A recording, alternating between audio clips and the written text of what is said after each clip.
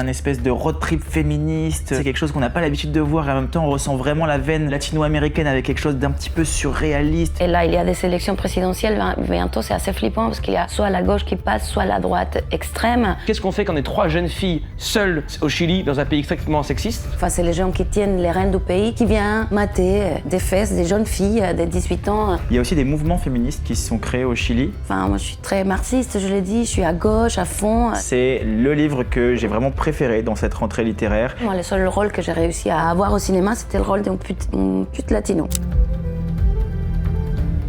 Bonjour à tous et bienvenue aujourd'hui au rendez-vous 19 où j'ai l'immense plaisir de recevoir Nicole M. Ortega pour son dernier livre Même le froid tremble aux éditions Anne Carrière, qui est le livre où j'ai dit à tout le monde ici, écoutez les gars, j'ai découvert un livre, il faut absolument que vous le lisiez parce que c'est vraiment pour moi le meilleur livre de la rentrée littéraire. Son dernier livre, mais ceci son premier livre. Son dernier et son premier. Mais c'est conceptuel la première. Alors, je viens de dire une connerie. Son premier et j'espère pas son dernier. Voilà. C'est surtout ça qu'il faut dire.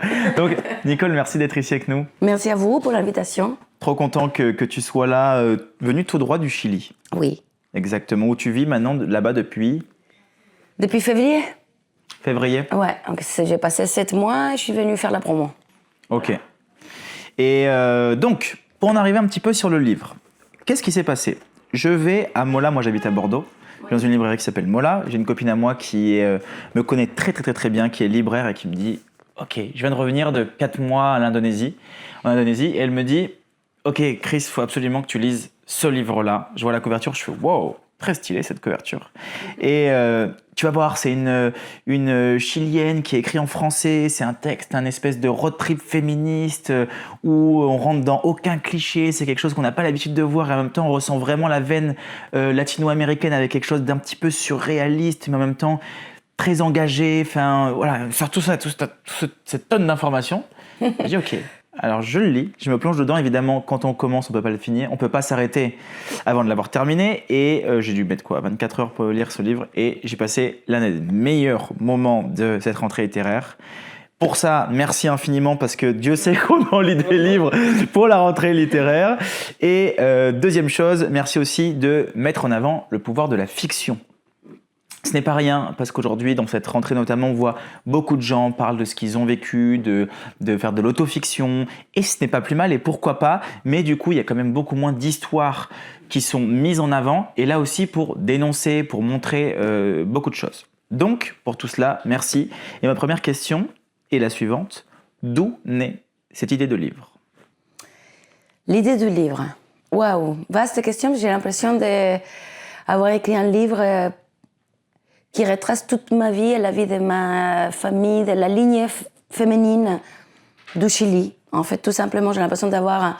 Ça paraît un peu pompeux comme ça, mais j'ai l'impression d'avoir posé dans ces quelques pages une longue histoire des deuils, des blessures familiales, des blessures d'un pays, avec des blessures ouvertes, des plaies ouvertes.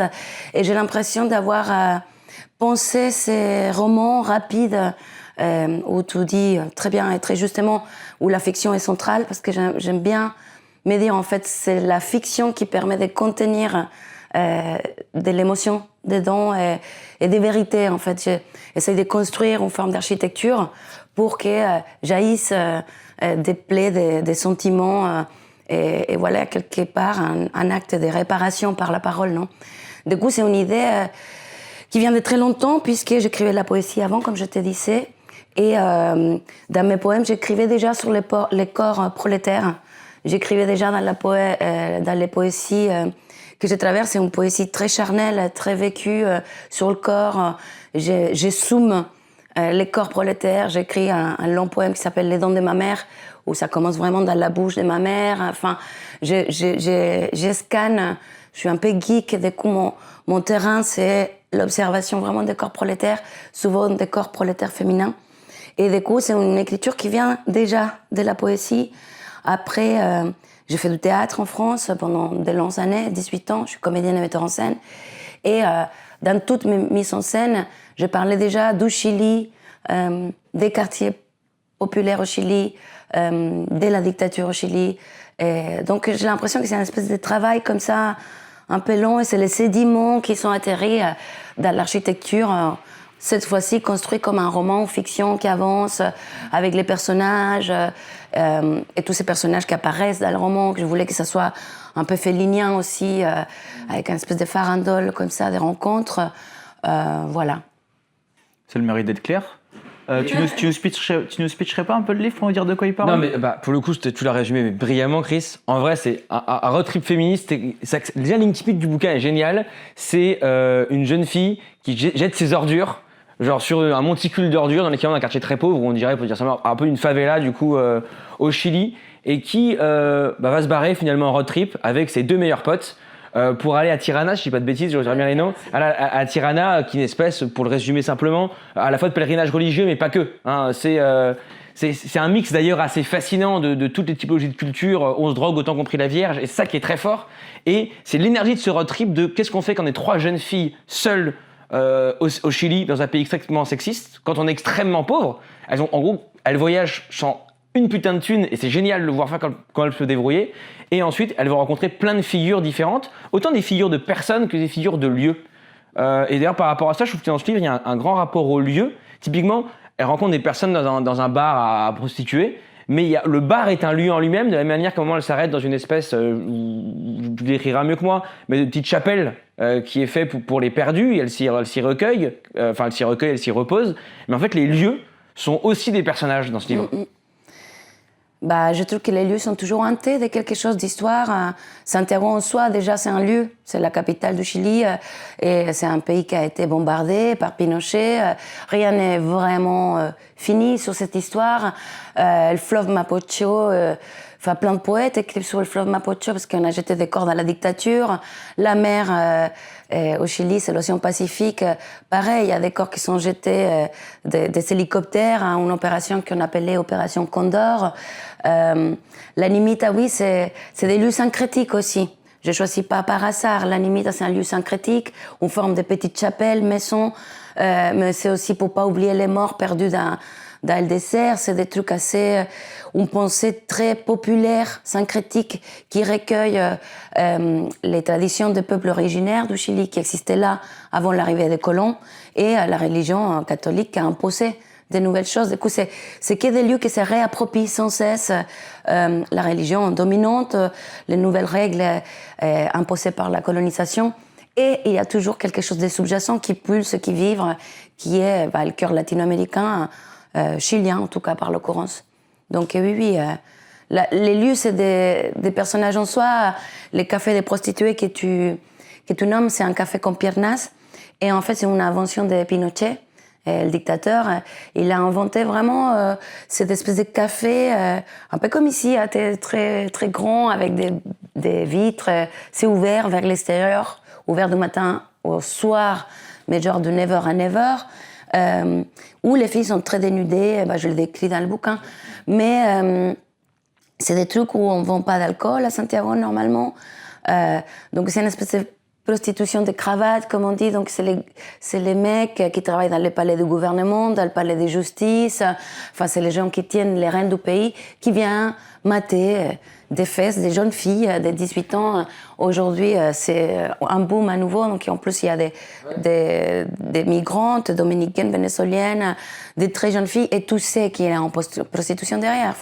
J'ai passé ces 7 mois devant. C'est émouvant, c'est révoltant. Tu vois des filles de 18 ans parler avec des vieux types dégueux. Et tu sais très bien qu'ils doivent s'échanger des numéros, qu'il y a une précarité énorme en Amérique latine. C'est pas parce qu'on soit pauvre, mais la différence de la répartition de la richesse, elle est telle que tu peux être vraiment misérable là-bas.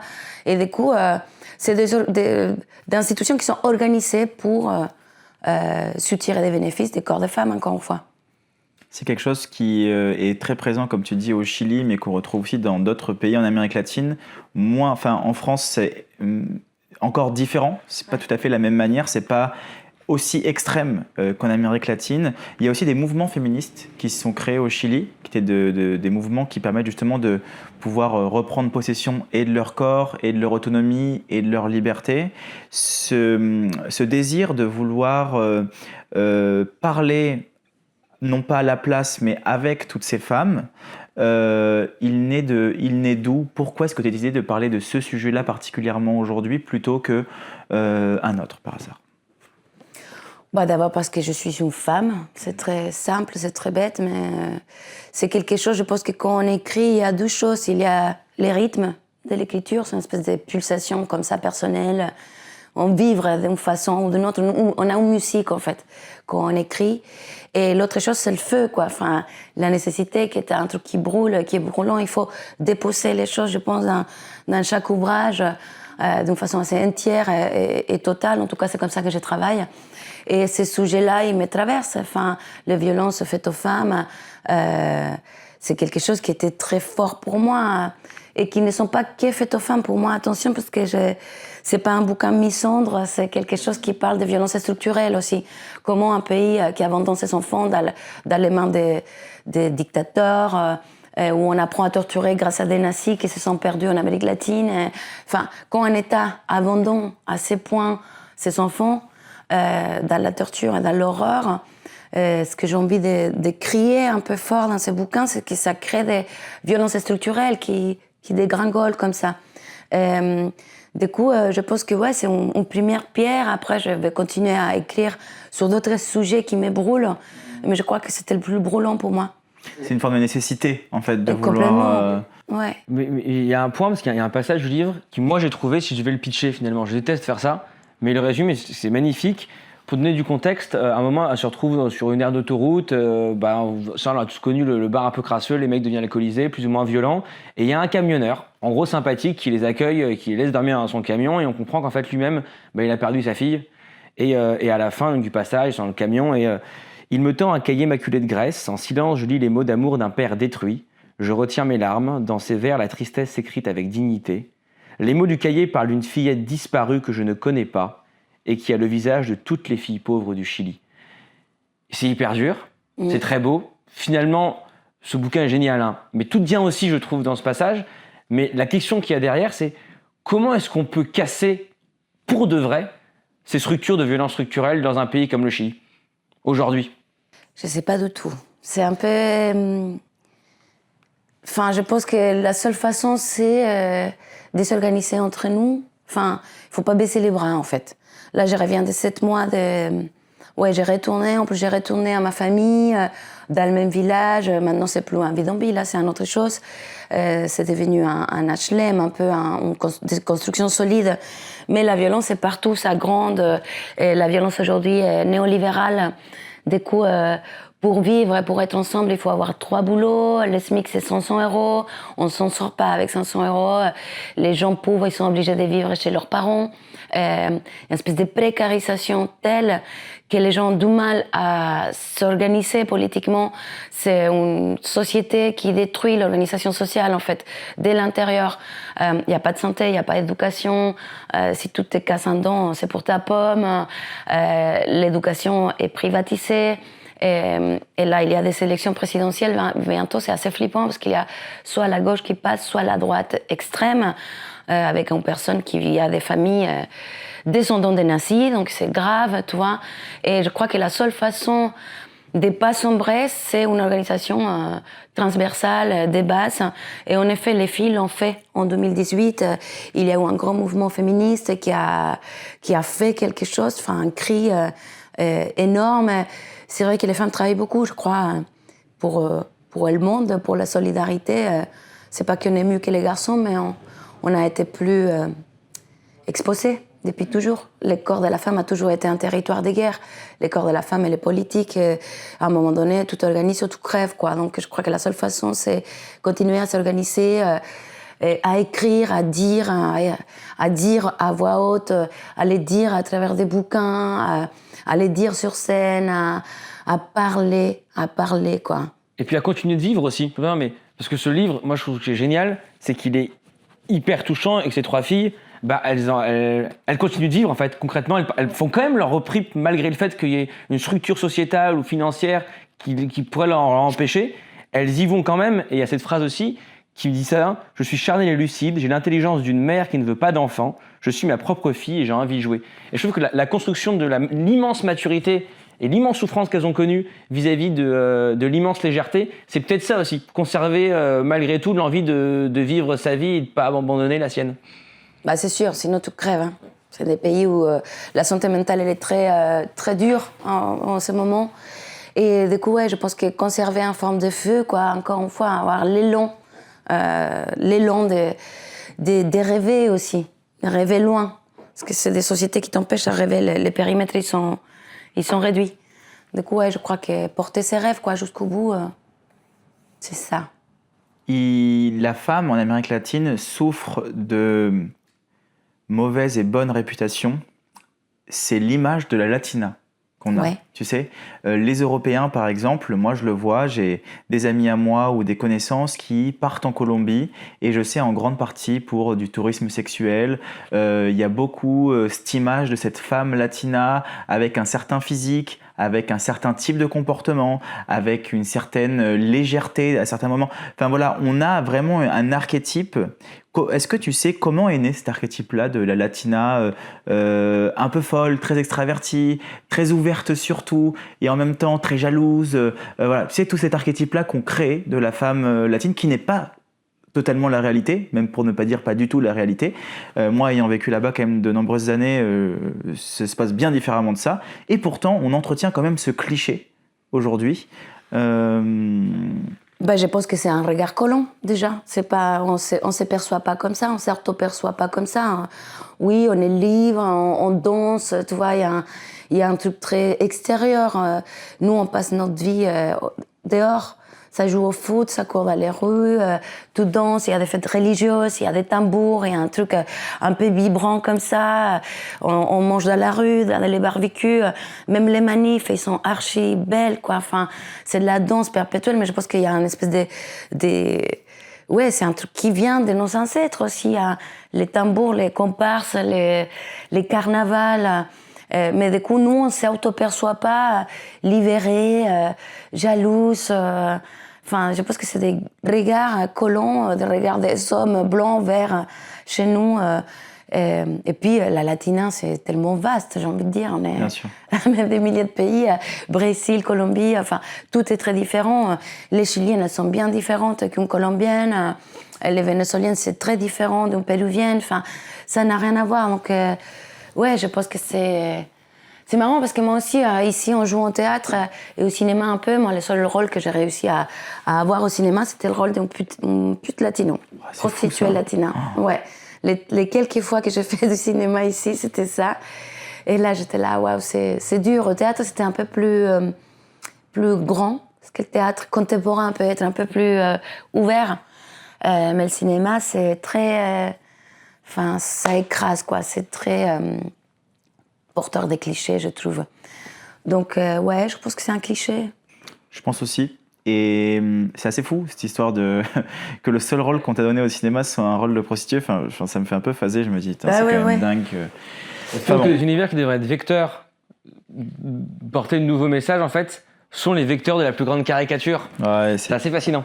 En fait, c'est ça que j'ai commencé à écrire. J'ai commencé après la poésie. Je me suis dit, au théâtre, je vais écrire des rôles pour moi, pour des gens comme moi, c'est-à-dire des rôles plus hybrides. Et dans ces bouquins aussi, je voulais montrer des réalités hybrides, des appartenances différentes, des choses qui ne sont pas représentées à la réalité. Parce que je dis, on ne fait pas de l'art pour représenter une réalité qui en plus est crasse. Je ne vais pas jouer des rôles des filles prolétaires qui se prostituent au Bois de Boulogne en France, parce que j'ai presque dû faire ça pour être en France. Je veux dire, je ne vais pas rejouer ma propre réalité sans cesse. Enfin, la fiction est censée ouvrir des imaginaires et des possibles. Donc, je crois que quand on a la chance et le pouvoir d'écrire et d'être élu, peut-être qu'il faut se battre pour ouvrir plutôt les rêves que les enfermer encore, quoi. Tu désires, comme tu viens de le dire, de faire de la fiction pour parler du réel. Ouais. Je pense à Vargas Llosa qui parle du mensonge pour dire la vérité, grosso modo. Qu'est-ce qui fait, pourquoi tu n'as pas choisi de parler en ton nom ? Par exemple, le personnage aurait pu être toi, faire une sorte d'autofiction, sachant qu'il y a beaucoup de choses à raconter et peut-être que toi-même tu as vécu ce road trip d'une certaine façon, différente. Mais qu'est-ce qui fait qu'aujourd'hui tu préfères utiliser la fiction plutôt que la narration en la première personne en tant que Nicole? Je trouve que la fiction permet une communication encore plus directe et confidentielle avec le lecteur. Parce qu'il n'y a pas déjà le filtre d'un ou autre qui te raconte sa vie. C'est-à-dire que le lecteur, quand il lit une fiction, il la remplit d'images personnelles, il remplit les personnages de ses propres copines, de ses propres aventures. En fait, c'est un territoire qui provoque plus de liberté, je trouve, pour que des sentiments et des pensées personnelles viennent se plasmer dans le bouquin et dans la construction de la fiction. Quelque part, je pense que ça donne la place au lecteur de voyager à côté de ces trois personnages, d'être la quatrième personne ou s'identifier dans un des trois. Alors que si on fait l'autofiction directe, on est touché, mais on sait que c'est une autre. Je crois que la fiction permet d'enlever cette frontière-là. Beaucoup de récits en Amérique latine, et je pense... En fait, ton livre m'a fait penser à un autre livre que tu connais peut-être, d'Alia de la Cerda, Non. qui s'appelle Chienne de garde. On m'a parlé. Ouais, ça m'a fait pas mal penser dans le sens où elle prend des femmes et elle leur donne des rôles d'hommes pour montrer à quel point, non pas qu'elles le font mieux que les hommes, mais comment une femme gérerait ce rôle-là. Genre, par exemple, une qui dirige un narcotrafic, une autre qui dirige encore autre chose. Et ce livre, c'est pas un livre contre les hommes aussi. C'est ça que je trouve ce qui est intéressant, parce que je parle pas du féminisme, mais certains courants du féminisme peuvent vraiment aujourd'hui aller direct dans une guerre contre les hommes. Et il y a un personnage à l'intérieur qui est celui qui paraît être au premier abord le plus méchant, masculin. Et en fait, c'est celui qui va final être le plus sympa en fait avec eux. Et j'ai trouvé ce paradoxe-là intéressant. C'est un désir que tu avais de vouloir montrer qu'on peut soutenir une cause sans en attaquer une autre. C'est plutôt un désir de dénonciation ou un désir de révolte? Il y a les deux. La révolte, elle est là, hein, mais c'est une révolte... même s'il y a des mecs qui sont pas cool, le patriarcat, il est fort, le sexisme, il est fort, la violence, elle est forte. Mais j'accuse l'État. Moi, je suis très marxiste, je l'ai dit, je suis à gauche, à fond, je m'en fous, j'utilise les mots, tu vois. J'ai envie de les dire. Et je pense que pour moi, le problème, c'est l'État, c'est les États qui écrasent, c'est des États qui abandonnent, qui éduquent pas, voilà. Moi, je connais des gens au Chili, des garçons qui sont super, mais ils sont complètement machos parce qu'ils n'ont même pas le temps de lire, de se déconstruire, et ils croient des bêtises et des mensonges, c'est révoltant. Moi, j'ai un frère, j'ai un neveu, j'ai un père, des gens que j'aime. Et moi, j'aime les garçons et j'ai envie, je pense qu'on doit se tenir par la main. En fait, c'est un combat contre une société qui, pour moi, est sous la faim et qui viole ses enfants. Pas que les filles, d'ailleurs. On viole plus des filles que des garçons, mais il y a la pédophilie. Je veux dire, c'est terrifiant quand tu dis, mais il y a des hommes qui sont capables de faire ça. C'est qu'il y a un problème structurel énorme. Donc oui, c'est la révolte. Et attends, c'était quoi l'autre mot que tu m'as proposé? J'ai dit quoi? J'ai dit la révolte ou... Je sais plus. Si, la révolte ou... c'est pas grave. Mais t'as répondu à la question. T'as très bien répondu à la question. Moi, je pense, j'avais fait un lien sur autre chose, tu vois, qui était, en fait, dans ce livre, je pense peut-être c'est ce que tu veux dire aussi, il y a les hommes en groupe versus les hommes seuls.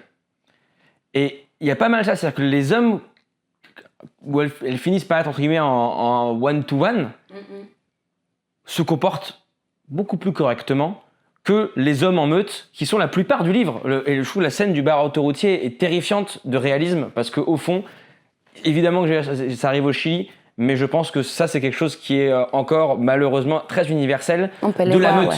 De la meute qui se pardonne et s'auto-valide dans un comportement qu'il n'est pas capable d'avoir seul. Et il y a une scène qui est géniale du personnage qu'elle va rencontrer, cette histoire d'amour très, très touchante et très brève, et qui est avec ses deux frères. Et elle lui saute un peu à la gorge à un moment. Et tout peut se jouer, c'est très bien vu, est-ce qu'il va réagir en one-to-one, c'est rentrer dans cette relation humaine, ou est-ce qu'il réagit vis-à-vis du regard que porteront ses frères sur lui en mode je suis un homme ou pas un homme? Et ce qui est très honnête, c'est qu'il réagit bien, et ça change tout, mais il y a ce flottement, en quelque sorte, il peut réagir mal aussi. Ouais. Et pas pour autant, et ce qui est génial, c'est qu'après on se rend compte que c'est un type bien, pour autant, on sent bien que ça peut se jouer à rien qu'il réagisse mal, parce qu'il doit exister vis-à-vis du regard, du coup, dans le camion de ses deux frères, et c'est qui cette personne qui lui saute à la gorge. Et je trouve que c'est très fort quand même de voir la puissance de la meute versus l'individu seul. C'est marrant, je l'avais pas pensé. C'est drôle. Ouais, mais t'as raison. T'as raison, il y a un effet... Oui, il y a un effet groupe, il y a un effet... Quel rôle? De toute façon, c'est un bouquin où elle aussi, elle joue des rôles, je crois. Elle le dit, ça, à un moment donné. Elle rapport au langage, à la vulgarité, aux vêtements, comment en fait on sort, comment on se prépare pour sortir dans la rue, dans les dangers. Donc il y a aussi... la vie est un théâtre aussi, hein, avec où je crois que on joue plus des rôles quand on est devant ses pairs, parce qu'on a des trucs à prouver pour pas se faire écraser à son tour. Et ça montre à quel point c'est une société qui est un petit peu malade, quoi. On est obligé de jouer des rôles, de mettre des filtres. Voilà. Mais en effet, quand ils sont en tête à tête, ils sont plus cool, ouais. Il y a un truc que tu dis, tu reprends un slogan familial qui dit ni perdón ni olvido, je crois, si je ne me trompe pas. Ouais. Ni pardon ni oubli, qui revient sur la dictature de Pinochet, sur ces femmes et ces familles aussi qui sont là pour conserver les fantômes, conserver les souvenirs, conserver aussi l'idée des disparus, des gens qu'on ne retrouvera peut-être jamais. En Europe, on l'a vécu de plein de manières différentes, on le sait, la Seconde Guerre mondiale ou autre. En Amérique latine, vous y avez été touché, mais de manière beaucoup plus récente. On parle quand même des années 70, des années 80 jusqu'aux années 90. Même encore très récemment, il y avait des dictatures, je parle, en Amérique latine. Ce qui fait que c'est un continent qui a toujours été très instable politiquement parlant. En tout cas, pour le Chili en partie. Lorsqu'il y a ce coup d'État, toi, tu es petite? Non, le coup d'État, c'était en 73. Moi, je suis née en 82. Mais j'ai vécu, du coup, de 82 au 89 en dictature, ouais. Ok. Est-ce que tu as des souvenirs de ça, toi, personnellement? Qu'est-ce que ta famille t'a peut-être transmis à ce moment-là de cette dictature? Ouais, j'ai plein de souvenirs. Ma famille a été très touchée par la dictature. Mon grand-père était marxiste et quand Pinochet a pris le coup d'État, et le gouvernement, il a dit, le premier mensonge, il a dit à tous les communistes d'aller se présenter dans les casernes, chez les militaires, chez la police, pour faire un recensement et pouvoir réorganiser le pays parce que il faisait passer Allende comme un danger pour le pays, alors que ça a duré 3 ans. On sait bien après que c'est les États-Unis qui sont intervenus pour une question économique, et c'est quelque chose qui est en train de se reproduire maintenant, je l'expliquerai plus tard. Mais c'est très instable, oui. Et du coup, mon grand-père était très naïf, il est parti se présenter, il a disparu. Du coup, ils l'ont pris pendant 6 mois, torture, et il faisait rien, à part avoir été inscrit dans le Parti communiste. Donc, il a reçu de toute la torture qui dégouline de l'héritage nazi, parce que les nazis qui se sont cachés en Amérique latine, à savoir Argentine, et Chili et Brésil, ils ont travaillé très fermement avec le gouvernement militaire de Pinochet. Il y a un passage aussi dans le bouquin qui s'appelle Colonia Dignidad, c'est un lieu qui existe pour de vrai, avec un ex-tortionnaire nazi, Paul Schaeffer, qui a vécu en Amérique latine, qui a torturé des Chiliens, qui a enseigné les méthodes de torture nazies là-bas, et qui s'est échappé avec un tunnel qui sont creusés, on ne sait pas où il est parti. Donc, si tu veux, il y a un truc très très violent, et ma famille l'a vécu de plein fouet, d'une façon injuste, en plus parce que mon grand-père, il faisait rien, il savait même pas lire. Et du coup, j'ai entendu ça depuis toute petite, enfin, c'est un truc qui m'a toujours hantée, et un peu comme la narratrice, très lucide depuis très tôt, de toutes ces choses-là, et du coup, je crois qu'on grandit avec cette forme de lucidité face à l'horreur. On ne peut que devenir artiste peut-être pour pas devenir folle. Non, mais je dis ça comme ça, mais c'est vrai, t'as il y a raison. une forme de recul qu'il faut avoir, quoi. Mais oui, je l'ai vécu, et puis on allait à les manifs, ma mère était militante, on allait faire des grosses manifs. Je crois qu'il y a eu un souvenir que je raconte à la fin, quand il y a El No qui est gagné. Oui. El No, c'est-à-dire on dit c'est non à Pinochet. Et je me souviens de cette manif, elle était folle, quoi. Enfin, une tension militaire. C'est un pays où la politique est très forte, en même temps très écrasée. Quelques années après, j'allais à la fac, on parlait pas. Il y en a ceux qui te disaient « Oh, ça va, c'est loin ». Et l'autre disait « Mais c'est pas loin, c'est il y a 10 ans ». Bah ouais. Ouais, c'est assez fou. Et puis on sent qu'il y a quelque chose de pas en paix dans le pays, parce que là, tu présentes ceux qui ont subi la dictature, Mais en fait, on entend parler. Moi, j'ai regardé aussi un peu sur Internet. Et puis, pareil, j'ai une certaine appétence pour l'Amérique latine. Et il y a en fait, comme toujours, hein, des gens qui ont baissé de ce régime ou qui le valident politiquement. Ah oui, et oui. du coup, il y a un héritage qui est ambivalent, un peu pour toujours, finalement, comme le franquisme l'a longtemps été en Espagne.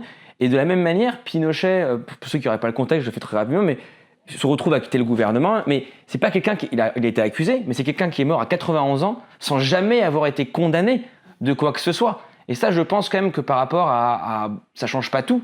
Mais par rapport au devoir de mémoire ou par rapport au sentiment de justice, je trouve ça, ou j'imagine ça terrible, d'avoir un dictateur qui a pu finalement finir de couler ses jours tranquilles et qui est encore considéré par une partie de la population.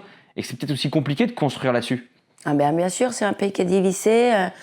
Moi, je dis que c'est un peu bipolaire, que les Chiliens, on est un peu bipolaire, quoi. Enfin, c'est pour ça que j'ai écrit aussi sur la famille. Je pense que la famille et la nation, il y a une façon où on peut parler des héritages, des blessures héritées, de comment on peut passer des blessures de mère en fille aussi.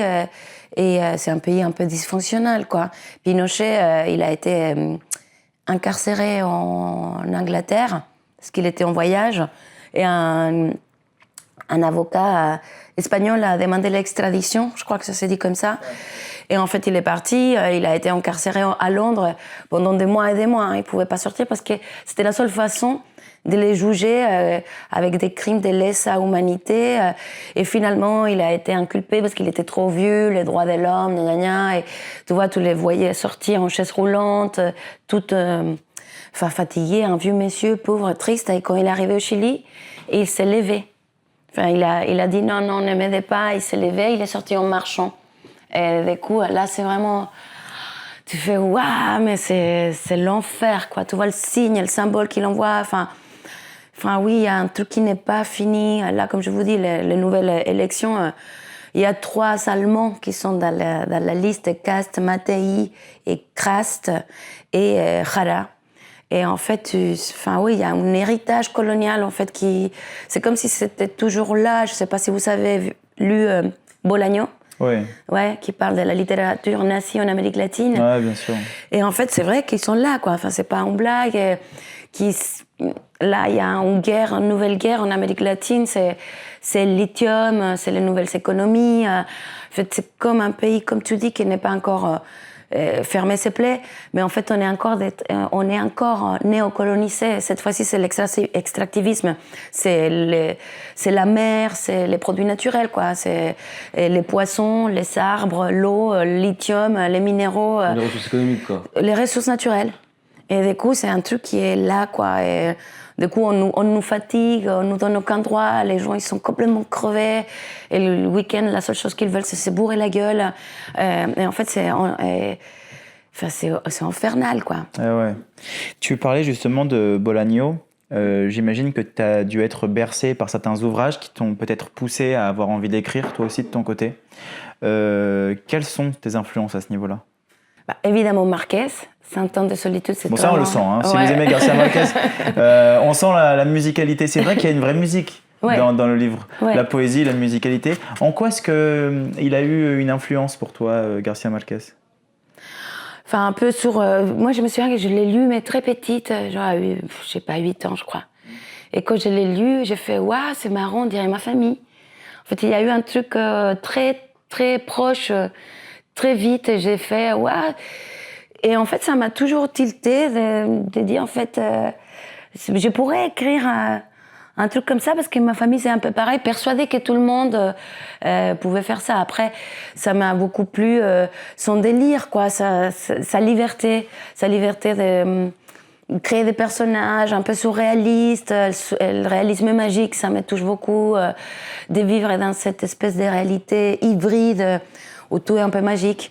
Enfin, je pense aussi parce que je viens d'un quartier très populaire et du coup cette magie qui est présente dans la vie mais qui est rien, c'est une lumière dans la fenêtre. En fait, cette magie un peu pauvre, cette façon de voir le monde un peu d'une façon enchantée, l'enchantement, moi ça me parlait parce que sinon, tu vois, c'est un peu dur, quoi, si tu vois la réalité telle qu'elle. L'héroïne d'ailleurs, elle est à la fois hyper mature, hyper cynique. Et à la fois, elle s'en cache, parce qu'on a son dialogue intérieur. Ouais. Elle est méga superstitieuse. À fond. Et ça, j'adore, parce que pour le coup, alors moi aussi, j'ai rentré en Amérique latine, et ça me faisait rire, parce qu'il y avait vraiment un petit peu de ça, où un peu mais vraiment, oui, enfin, la déification, le mot un peu exagéré, mais Maradona en Argentine, par exemple, Oui. c'est vraiment autre chose que le football. Enfin, tout le monde a ça en tête, mais il y a des trucs comme ça où le magique rejoint le religieux, rejoint le sport et rejoint le quotidien.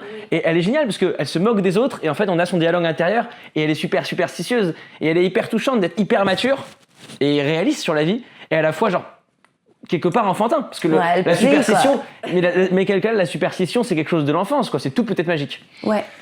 Alors, tu vois, par rapport à la superstition, il y a aussi le fait qu'en Amérique latine, il y a beaucoup plus de cultes religieux, et pas forcément religieux, parfois marginaux, que nous, on peut avoir en Europe. C'est-à-dire qu'on va avoir vraiment, soit il va y avoir des gens qui vont prier, des catholiques, soit des musulmans, soit des juifs. Donc c'est quand même très catégorisé, avec, on va dire, pas des sous-croyances, mais d'autres styles de croyances Une intégrés. barrière dogmatique. Exactement.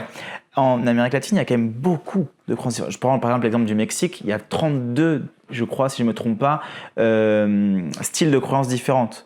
Et je pense que ça doit nourrir un imaginaire ou aussi quelque chose qui touche au magique, en quelque sorte.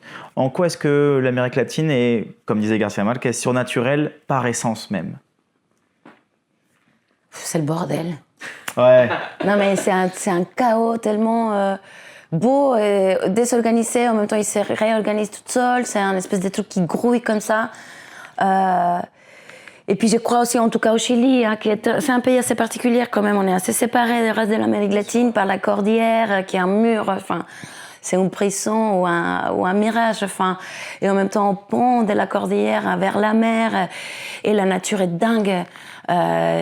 Il pleut des cordes en un jour et la ville est remplie d'eau et il neige et puis après tu vois un condor et puis tu vois à la mer il y a des baleines et des orques et ils tremblent. Un tremblement de terre c'est pas 5 degrés, c'est 10 donc tu peux mourir.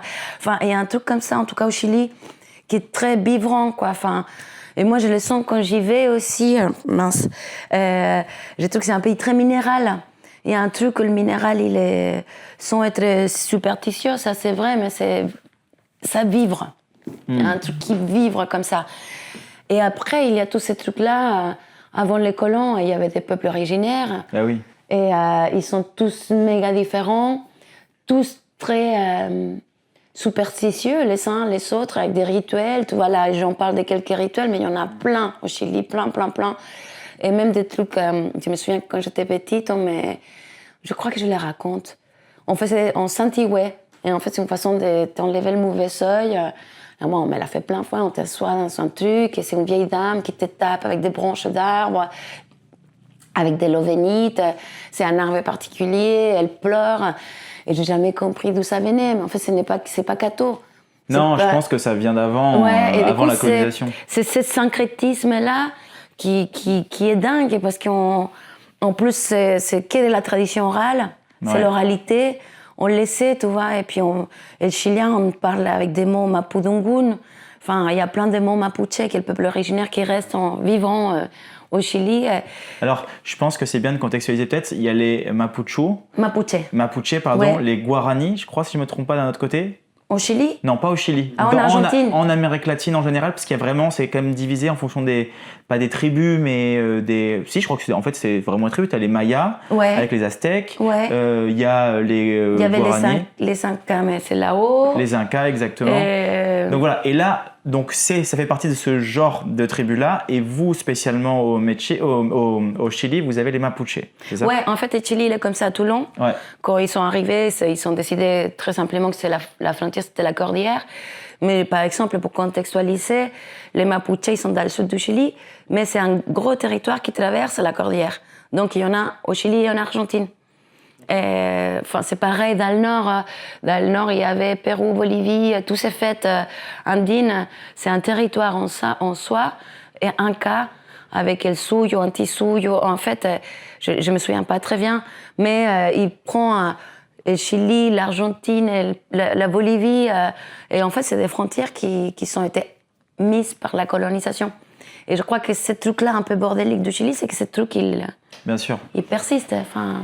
Et en dehors de Garcia Marquez, oui. Donc on a parlé de Garcia Marquez, quelles sont tes autres influences? Alors, il y a un poète que j'adore, qui s'appelle Raúl Zurita. Okay. C'est un Chilien merveilleux, c'est la poésie. Et il écrit, c'est une poésie politique sur la dictature, qui a une force musicale, incantatoire, géniale. Et je les lis depuis très, très, très longtemps. Moi, je lis à voix haute la poésie. Ok. Et quand j'écris aussi, je me lis à voix haute avant de rendre le truc. Je fais, allez, je vais lire à voix haute parce que j'ai besoin de... D'entendre la musique. Ouais, j'ai besoin de la musique. Et Soutita, c'est quelqu'un qui on peut lire à voix haute. Après, il y a une autre poétesse que j'adore, s'appelle Alejandra Pizarnik, qui est argentine. Très belle poésie, plutôt contemporaine. En ce moment, je lis Cabezón Camara. Ah oui, bah, on en a parlé. Ouais, que j'adore. Et il y a une autre que j'oublie tout le temps, qui a écrit un bouquin qui s'appelle Les Mauvaises. Comment elle s'appelle? Ah, Trans, Oui, Camilla... Sosa Villada. Voilà.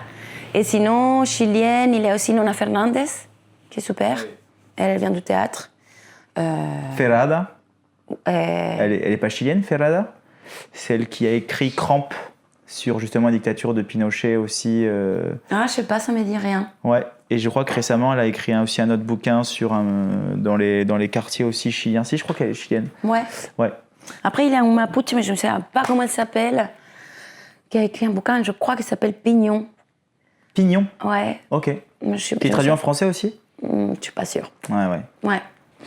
Et sur les écrivains, évidemment, chiliens, on ne peut pas passer à côté, forcément, avec ce qui s'est passé, la dictature avec Neruda. Est-ce que Neruda, il a eu un impact dans ta vie? Ah, je l'ai lu. J'aime beaucoup le chant général, j'aime beaucoup sa poésie. Après, elle m'est un peu plus loin maintenant. Je crois que j'ai préféré ses poèmes d'amour, ou à une époque où j'étais plus romantique. Ouais. Et maintenant, je prends mes distances. Et je crois que je préfère la poésie plus politique. Neruda l'est, mais je sais pas, trop masculin pour moi. Un peu trop masculin? Ouais. Qu'est-ce que tu entends quand tu dis qu'une écriture est trop masculine, quelque chose de trop masculin? C'est qu'il parle trop en tant qu'homme et moins en tant qu'universalité? C'est ça? Ou il défend trop des idées un peu, masculines classiques. Ouais, un peu classique sur la femme, un peu un amour classique, on va dire. Je pense que c'est plus ça. Ok. Moi, pas déconstruit, quoi. Alors que sur Rita, il parle de l'amour, mais il les place dans un centre de torture. Donc il parle de l'amour au milieu de la torture, quoi. Je sais pas, il y a encore plutôt des trucs qui parlent d'amour, alors que Neruda, je trouve qu'il parle de... Enfin, la beauté, c'est très bucolique, c'est les seins comme des pommes, enfin... Ah voilà. ouais, c'est très classique, il n'y a pas d'originalité dans la métaphore, quoi. Ouais, voilà. Oh, ok. Et évidemment, Bolaño. Oui, Bolaño aussi. Voilà, c'est vraiment à chaque fois quand même des gros pavés, qui est décédé il n'y a pas si longtemps que ça, Bolaño, finalement. Ouais. Après, il n'y a pas que des gros pavés. Moi, j'avais travaillé un de ces romans courts que je voulais monter sur scène. Et on l'a travaillé avec un ami italien ici, mais c'est juste l'époque du Covid, donc on a un peu resté avec le projet Le bébé entre les bras. J'avais appris quand même 100 pages de Bolaño. C'est une petite nouvelle qui s'appelle Petit roman lumpen. Ok. Qui est super, différent de ces autres trucs parce que c'est plus rapide. Et pareil, c'est une fille assez prolétaire qui vient de Rome ou Naples et qui perd ses parents et reste orpheline avec ses deux frères. Et en fait, c'est un peu l'aventure de ces trois, deux frères et une sœur, comment la démerde, la débrouille pour vivre en fait en étant orpheline et pas aller à l'orphelinat. Et il est super, le roman. Il mélange un peu, il mélange avec la culture italienne. Il y a les gladiateurs qui apparaissent. Enfin, non, c'est... Là, j'ai les louches, j'étais là, waouh, enfin... C'est vrai qu'il est un peu dissuadant quand on arrive et qu'on voit Bolaño, on voit 2666, on voit les détectives sauvages. Ça. Et là, tu fais aïe. Et ok, c'est tout ça. Alors que c'est en réalité absolument sublime, mais c'est très historique, complètement. Bon, attends, j'ai un truc qui m'intéresse vraiment. C'est que tu l'as écrit en français. Oui. Ouais. Sincèrement, c'est extrêmement bien écrit et beaucoup mieux écrit que beaucoup de choses. Vraiment en termes de style. Que beaucoup de Français qui écrivent. Et d'écrivains français qui écrivent. Et non, c'est sincèrement. Hein. Mais du coup, je me demande, qu'est-ce que toi tu perçois quand tu le lis déjà, de différence entre l'espagnol, enfin j'imagine, et le français, et écrire en français, pourquoi aussi? Ou qu'en français, ou pourquoi pas en espagnol, ou bien tu penses faire les deux, pour toi c'est indifférent? Alors entre le français et l'espagnol, je perçois pas de différence, c'est deux choses qui n'ont rien à voir. Enfin, rien à voir. C'est deux mondes. Même s'il y a des trucs latinos, enfin des origines latines, mais en plus le chilien, c'est une langue qui s'invente sans cesse. C'est une langue... et le français, il est plus rigide, je trouve. Moi, quand j'écris en français, j'essaye justement de les tordre un peu, de jouer avec une forme de liberté de langage, juste que je peux, parce que je sais que le français, il est rigide comme langage. Le chilien, il s'invente. Il est très oral, mais je pense que ça a à voir avec le fait qu'on a été colonisé et qu'on a 30 espagnols différents en Amérique latine. Enfin, c'est une langue qui bouge énormément, qui danse un peu. C'est très chantant. Après, pourquoi écrire en français Enfin, d'abord parce que je voulais pas qu'on me lise tout de suite chez moi, ma famille. Donc, je sais pas ce qui va se passer quand il va être traduit. Je pense que je vais déménager. Là, je vais déménager à nouveau. Non, c'est une blague. Non, parce que j'ai commencé à faire du théâtre. En fait, ma vie artistique a été faite en France. Du théâtre. J'ai commencé à parler avant d'écrire. Je suis arrivée sans parler français. J'ai appris à écrire en jouant au théâtre. Et à parler. Donc, j'ai parlé et écrit en jouant Duras, Pasolini, des grands pans de la littérature que j'adore. Et en fait, c'était un apprentissage très direct et musical, encore une fois, que mon écriture est orale. Enfin, c'est pour ça que je pense que j'avais besoin de le dire à voix haute à la fin, ou quand j'ai fini un truc, j'ai besoin qu'elle soit traversée, que mon corps soit traversé par un langage. Et ouais, je pense que j'ai décidé d'écrire en français, d'ailleurs, pour que ma famille ne me lise pas. Aussi, pour une forme je sais pas, de réappropriation totale de ma propre histoire, avec un peu français, un peu fantôme, ou une réappropriation, une réinvention de la langue. J'aime beaucoup un film d'un Chilien qui s'appelle Raúl Ruiz, je ne sais pas si vous connaissez. Non. C'est un très très bon réalisateur chilien qui a fait des films il y a longtemps. Et il y a un film qui s'appelle Dialogue des exilés, qui se situe dans les années dictature, quand les exilés arrivaient ici. Et il est très beau parce que c'est des Chiliens qui se retrouvent partout. C'est un film un peu qui bouge comme ça, en plan séquence à Paris. Et il commence à parler en français. C'est un français, mais vraiment nul. Mais tu comprends tout. Et il passe de français au chilien, ou au français, au espagnol. Et en fait, c'est une langue qui voyage avec leur récit, avec leur histoire. Et moi, je milite en tout cas pour que les langages soient vivants, surtout dans un pays où... je trouve que le français, c'est un pays cosmopolite. Et je crois qu'il faut laisser que la langue respire et qu'elle puisse être tordue. D'ailleurs, quand on lit le titre « Même le froid tremble », c'est vraiment un jeu où je retrouve quelque chose dans ton livre que j'ai pas mal retrouvé en littérature latino-américaine, c'est cette façon de personnifier la nature. Oui. Comme si la nature ou le monde était un personnage à part entière et qu'on lui attribuait des adjectifs de l'ordre de l'homme avec un grand H, le froid qui tremble, les arbres qui sourient par exemple ou autres, sont des choses que tu as l'habitude d'utiliser, que tu utilises déjà de base en poésie ? Ouais. Oui, mais je pense que ça vient avec ce surréalisme chilien ou le surnaturel est présent, ou c'est vrai que la nature, si elle le décide, elle peut nous écraser en 2 minutes. Du coup, il y a une espèce de truc comme ça. En tout cas, moi, j'ai un espèce de rapport comme ça à la nature et à regarder un peu autour, quoi. Après, je suis un peu geek, j'observe beaucoup. Et après, peut-être un truc un peu animiste, malgré moi, malgré que je suis marxiste. Tu vois, très un peu cartésienne, je lis des trucs et j'étudie. Et en même temps, je peux pas m'empêcher d'avoir une forme de respect pour le surnaturel quand même. Dans mes maisons, je fais toujours un petit altar, un autel. Il y a un truc comme ça, je peux pas m'en empêcher. Et pourtant, tu n'es pas superstitieuse. Voilà. En fait, alors, je vais vous dire quelque chose. Un jour, j'ai quelqu'un qui vient me voir et je lui dis, moi, je suis pas superstitieux comme mec. Ouais. Et il me dit, je t'assure que tout le monde est superstitieux. Je dis, ah ouais. Je dis, mais alors, prouve-le-moi. Et il me dit, quelle est ta plus grande peur ? Je dis, moi qui voyage beaucoup, je déteste l'avion. Genre, c'est un truc qui me fait très, très, très, très peur, c'est l'avion.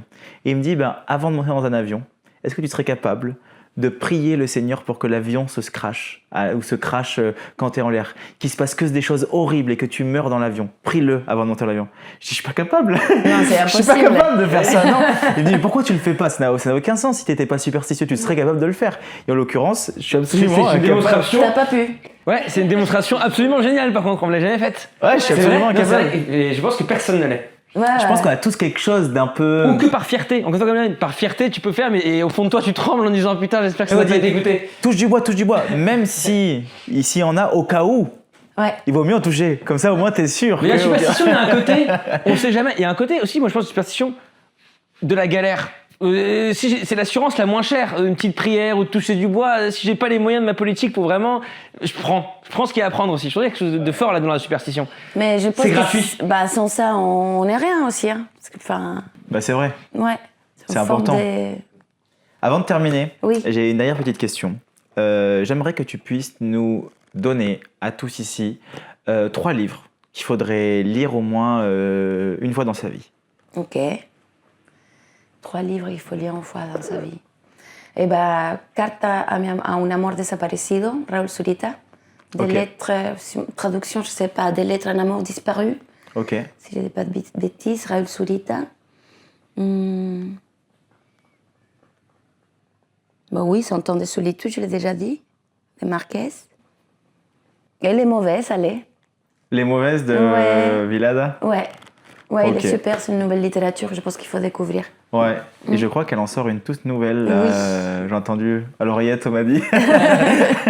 Bon, merci beaucoup pour cet Merci excellent à moment. vous. J'ai passé un trop bon moment. Évidemment, je vous invite tous à vous procurer Même le froid tremble de Nicole M. Ortega chez Anne Carrière. C'est le livre que j'ai vraiment préféré dans cette rentrée littéraire, que je vous invite vraiment à vous procurer, à découvrir pour re-rentrer dans un univers qui nous est parfois très étranger et pourtant qui parle aussi de nous, qui parle des femmes, qui, même nous en tant qu'hommes, c'est vrai qu'on est profondément touchés par ça parce que ça nous permet d'ouvrir les yeux, ça nous permet de pouvoir comprendre notre condition et aussi de rentrer dans la peau d'une femme, de savoir aussi ce que ça fait. Puis c'est un livre aussi très vivant, qui se lit super bien, qui est aussi très drôle, et on s'ennuie pas une seconde, et je pense qu'on a tous les deux lu en une journée. Ce qui est, je pense, un des plus beaux compliments très concrets qu'on peut faire à un livre, parce que je pense qu'on a tous des livres qui nous tombent des mains. Exactement. Mais merci beaucoup. Ah bah merci à vous.